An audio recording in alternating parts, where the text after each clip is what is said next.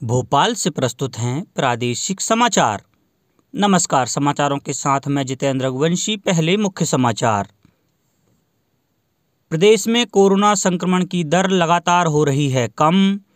आज से 24 घंटे उपलब्ध रहेगी आरटीजीएस की सुविधा, रिजर्व बैंक ने की घोषणा। हस्तशिल्प और स्वदेशी खिलौनों की गुणवत्ता मानकों के परिपालन में केंद्र सरकार ने दी ढील और ग्वालियर चंबल संभाग में शुरू किया जा रहा है हमारा अस्पताल नंबर 1 अभियान।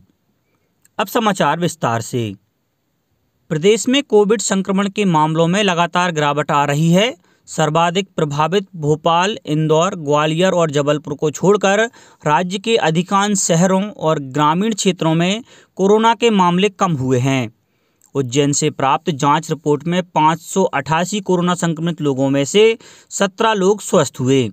इस प्रकार 4193 लोग अब तक कोरोना संक्रमण को परास्त कर चुके हैं।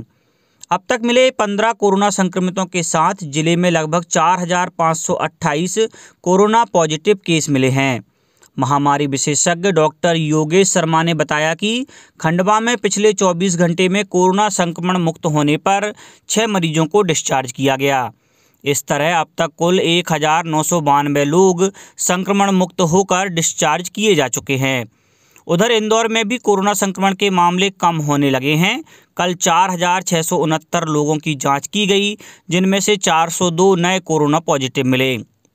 इंदौर में कुल पॉजिटिव 49,000 से अधिक हो चुके हैं। दूसरी ओर कल 423 मरीजों को कोरोना संक्रमण से मुक्त होने पर अस्पताल से छुट्टी दे दी गई। इंदौर में कोरोना से बचाव के लिए लोगों को जागरूक करने के लिए विभिन्न कार्यक्रम किए जा रहे हैं। इस कड़ी में कल नेहरू स्टेडियम में क्षेत्रीय लोक संपर्क ब्यूरो के सहायक निदेशक मधुकर पवार ने साइक्लोथॉन के अवसर पर सांसद शंकर लालवानी की मौजूदगी में युवाओं से आह्वान किया कि वे मास्क ठीक से लगाएं।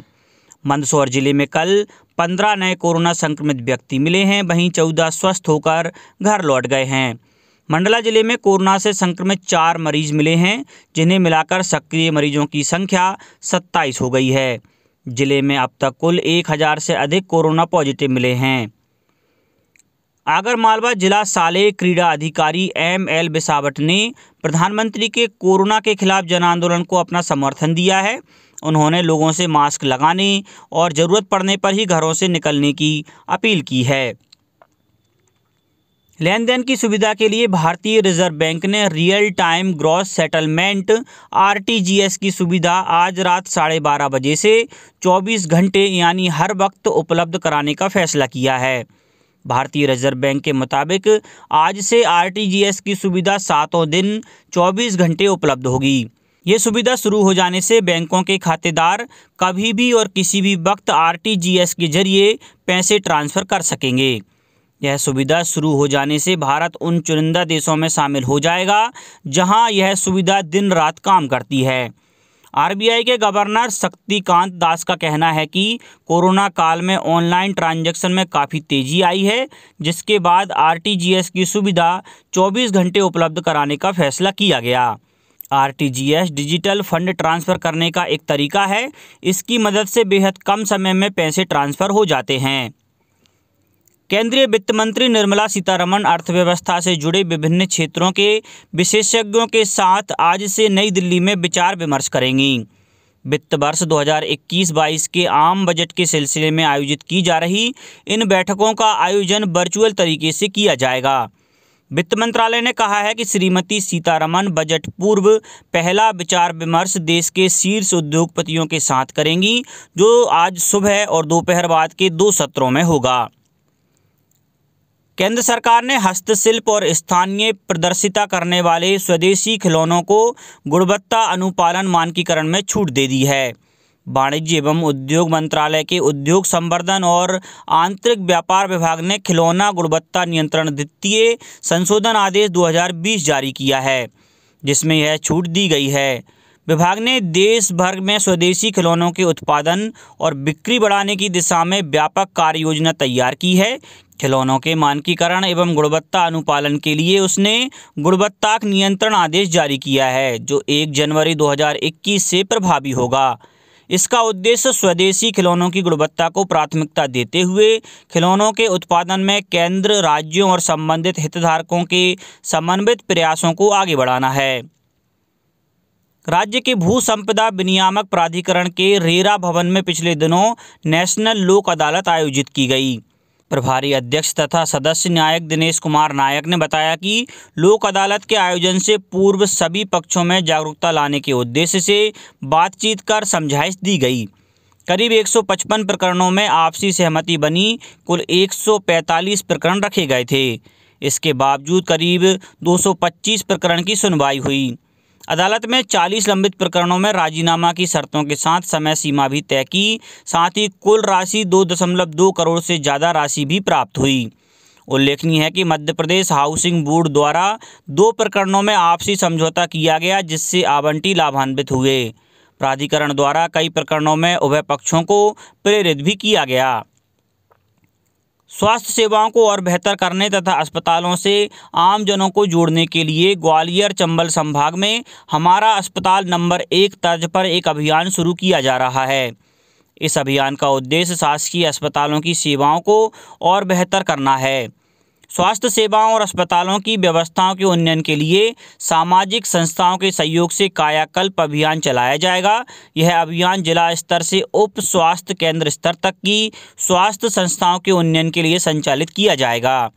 संभागीय आयुक्त आशीष सक्सेना की पहल पर ग्वालियर चंबल संभाग के सभी जिलों में ये अभियान प्रारंभ किया जा रहा है। संभाग आयुक्त आशीष सक्सेना ने रविवार को ग्वालियर चंबल संभाग के सभी जिला कलेक्टरों और स्वास्थ्य से जुड़े अधिकारियों से वीडियो कॉन्फ्रेंस के माध्यम से चर्चा करते हुए अभियान की रूपरेखा बताई और सभी जिलों में अभियान के प्रभावी क्रियान्वयन की बात भी कही। रेल मंत्रालय ने कहा है कि सभी एक्सप्रेस रेलगाड़ियां, त्योहारी विशेष रेलगाड़ियों और विशेष रेलगाड़ियों के पूर्ण आरक्षित रेलगाड़ी परिचालन संबंधी नीति में कोई बदलाव नहीं किया गया है। मंत्रालय का कहना है कि मीडिया के एक वर्ग में अनारक्षित टिकट जारी करने संबंधी कुछ रिपोर्ट आई हैं। रेल मंत्रालय ने कहा है कि जोनल रेलवे को कुछ मंडलों में चल रही स्थानीय यात्री रेलगाड़ी और शहर के बाहरी इलाकों में चल रही रेलगाड़ियों के लिए अनारक्षित टिकट की अनुमति दी गई है। अन्य सभी रेलगाड़ियां पूर्ण आरक्षण व्यवस्था पर ही चलेंगी।